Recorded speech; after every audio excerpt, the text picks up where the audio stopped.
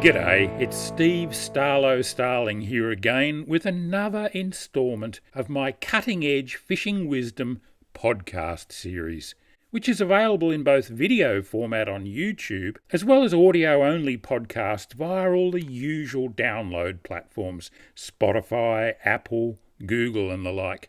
In this short episode, the fifth in the series, I want to introduce you to what I regard as the single most important concept or philosophy in recreational fishing, and the one thing that is absolutely guaranteed to improve your catch rates. Are you ready for it?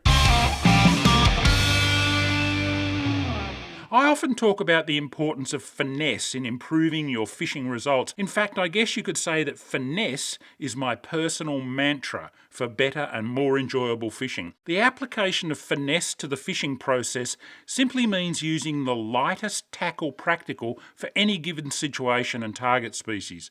Finer lines, lighter rods, smaller sinkers or weights, longer, skinnier leaders, that kind of thing. I'm a firm believer in using the lightest, finest, sneakiest tackle practical for any given fishing situation.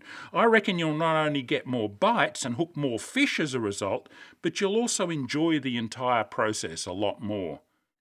It might seem like a fairly simple step to take, but lightening up your approach to angling almost invariably leads to more bites and more fish hooked, regardless of where you cast a line or what fish you chase in salt, fresh or brackish water.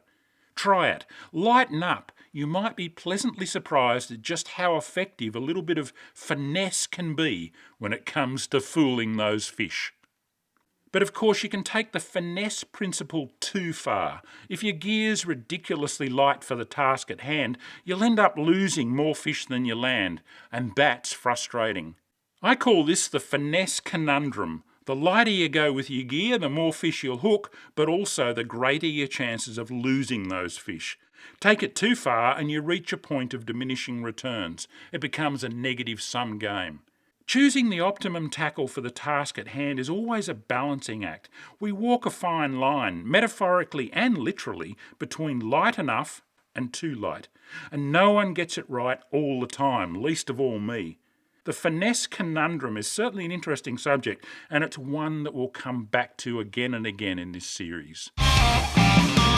Meanwhile, be sure to check out all the content on my Starlo Gets Real YouTube channel, as well as my Starlo's Fishatopia Facebook page and Instagram account. And if you'd like to help me produce more instructional content like this in the future, please consider buying me a coffee or shouting me a beer. Just go to buymeacoffee.com/Starlo to find out how.